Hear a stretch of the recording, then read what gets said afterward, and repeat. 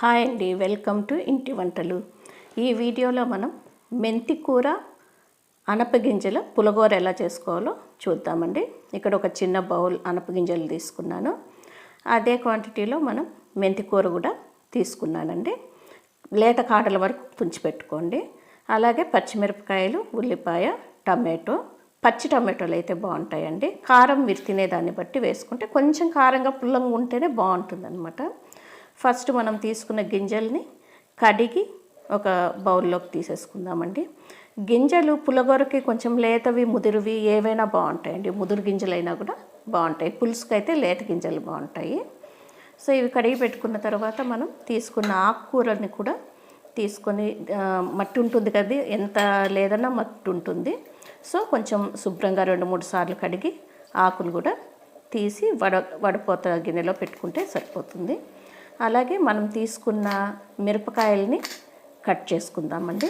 మిరపకాయలు కట్ చేసుకున్న తర్వాత ఉల్లిపాయను కూడా పెద్ద ముక్కలుగానే కట్ చేసుకుందాము. ఆ తర్వాత టమాటోని కూడా పెద్ద ముక్కలుగానే కట్ చేసుకోండి. టమాటోలో కొంచెం పురుగులు ఉంటున్నాయండి ఈ మధ్య, కొంచెం చెక్ చేసుకొని పెట్టుకుంటే మంచిది. అలాగే టమాటోలు కూడా ఒకసారి చెక్ చేసుకొని పక్కకు పెట్టుకోండి. అలాగే మనం తీసుకున్న మెంతి కూర ఉంది కదండి, దీన్ని కూడా సన్న ముక్కలుగా తరిగేసుకుంటే బాగుంటుంది. ఎందుకంటే మళ్ళీ పొడవు కాడలు ఉన్నాయంటే రుద్దినప్పుడు సరిగ్గా మెదకపోతే బాగుండదు కదా, అందుకు చిన్న ముక్కలుగా కట్ చేసేసుకుంటే మెంతి కూర కూడా చక్కగా కొంచెం వేయించేసుకున్నామంటే ఎక్కువ చేదు లేకుండా బాగుంటుందండి. ఇవన్నీ రెడీ చేసుకున్న తర్వాత స్టవ్ పైన ఒక కుక్కర్ పెట్టుకుందామండి.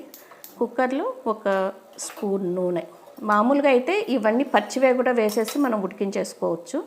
కాకపోతే మెంతాకు వేస్తున్నాం కాబట్టి కొంచెం వేయించుకున్నా కూడా మంచిదని నేను వేయిస్తున్నా. మెంతాకు వేయనప్పుడు మనం మెంతులు కొంచెం వేసుకోవచ్చండి ఈ టైంలో. మెంతాకు వేస్తున్నాను కాబట్టి నేను మెంతులు వేయట్లేదు. ఈ ఉల్లిపాయని, పచ్చిమిరపకాయని కొంచెం సేపు చక్కగా వేయించుకోవాలండి. ఇవి కొంచెం వేగిన తర్వాత మనం తీసి పెట్టుకున్న ఆకును కూడా వేసేసుకొని వేయించుకోవాలి. పచ్చిమిరపకాయలు చూడండి కొంచెం తెల్లగా వేగితే బాగుంటుంది, లేదు కొంచెం పచ్చిగా ఉన్నా కూడా ఏం పర్వాలేదు. మనకు మామూలుగా అయితే మనం అట్లే పెట్టి ఉడికించేసుకోవచ్చు కూడా. మెంతాకు కోసమే వేయిస్తున్నా ఇప్పుడు అన్నీ నేను. ఈ మెంతాకును కూడా వేసేసుకొని మనం దీన్ని కొంచెం మగ్గిపోయేంత వరకు వేయించుకుందామండి. చూస్తున్నారు కదా, చక్కగా ఒక 1 మినిట్లో వేగిపోతుందండి. ఇది వేగిపోయిన తర్వాత ఇందులోనే మనం తీసి పెట్టుకున్న టమాటో ముక్కలు ఉన్నాయి కదండి. పచ్చి టమాటోలు మీరు 2 లేదా 3 అయినా వేసుకోవచ్చండి. పచ్చి టమాటోలు అయితే బాగుంటుంది, లేదు కొంచెం దూరైనా పర్వాలేదు, పండు కాకుండా ఉంటే బాగుంటుంది. ఇది కూడా కొంచెం వేయించేసుకొని ఇప్పుడు మనం ఇందులో కొంచెం పసుపు, ఉప్పు వేసుకుందామండి. ఉప్పు నేను చాలా చిన్న స్పూను, అది ఐస్ క్రీమ్ స్పూన్ లాంటిది, సో కొంచెం వేసినాను. అలాగే పసుపు కొద్దిగా వేసుకోవాలి. వేసుకున్న తర్వాత దీనిపైన గింజలన్నీ కూడా వేసేసుకుందామండి. గింజలు వేసిన తర్వాత నేను కలపడం లేదండి, ఎందుకంటే నేను పై గింజలు తీసేసుకొని తర్వాత ఆకు, మిరపకాయలు, ఉల్లిపాయ అవన్నీ రుద్దుతానమాట. సో చింతపండు కూడా కింద వేసేసి ఉంటే బాగుండేది. ఇప్పుడు చింతపండు, నానబెట్టుకున్న చింతపండును కూడా వేసి దీనికి కొంచెం నీళ్ళు, నేను కొంచెం మాడుతుందేమో అనే భయంతో కొంచెం ఎక్కువ పోస్తున్నాను, కానీ అన్ని నీళ్ళు అవసరం లేదండి. ఒక 2 గుక్కల నీళ్ళు పోస్తే చాలు అనిపిస్తుంది.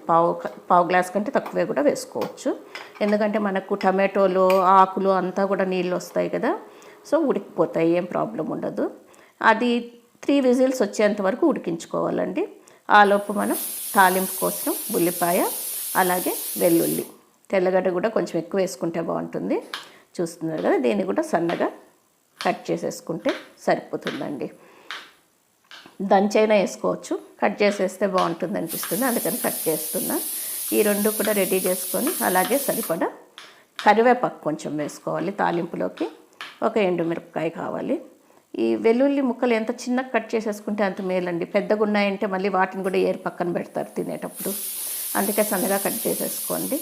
ఇప్పుడు అందులోనే కొంచెం కరివేపాకు, తాలింపు కోసం ఆవాలు, మినప్పప్పు, ఎండుమిర్చి అవి తీసుకున్నాము. ఇది 3 స్టీమ్స్ అయిపోయిందండి, ఉడికిపోయింది కదా. ఇప్పుడు గింజలు ఫస్ట్ పక్కకు తీసేసుకుందామండి.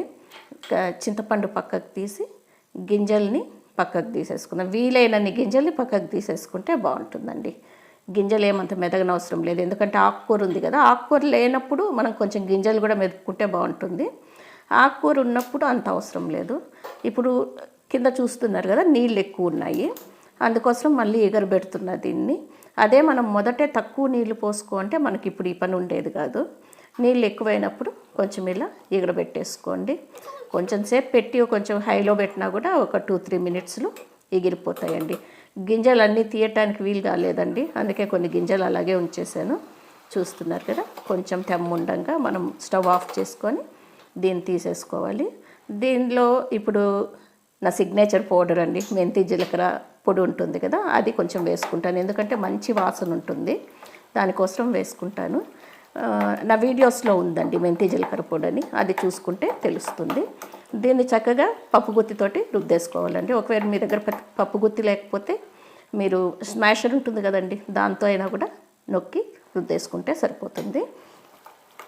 ఇక్కడ మనకు చింతపండు ఏమైనా ఉండలుగా కనిపిస్తే తీసేసేయండి, ఎందుకంటే అది మళ్ళీ అట్లనే ఉండగా వచ్చిందంటే బాగుండదు కదా, ఆ పులుపు నచ్చదు.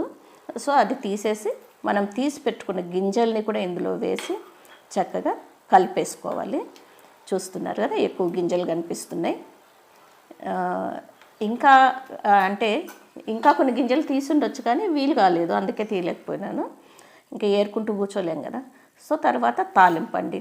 ఒక పాన్ పెట్టి కొద్దిగా నూనె వేసుకొని అందులో మనం మొదటగా ఆవాలు, మినప్పప్పు, అలాగే ఎండుమిర్చి కూడా వేసి కొంచెం అవి వేగిన తర్వాత, అంటే ఆవాలు చిటపటలాడిన తర్వాత మనం కరివేపాకు వేసి, వెల్లుల్లిపాయలు కొంచెం ఎక్కువ వేగితే బాగుంటుందండి, మంచి వాసన వస్తుంది.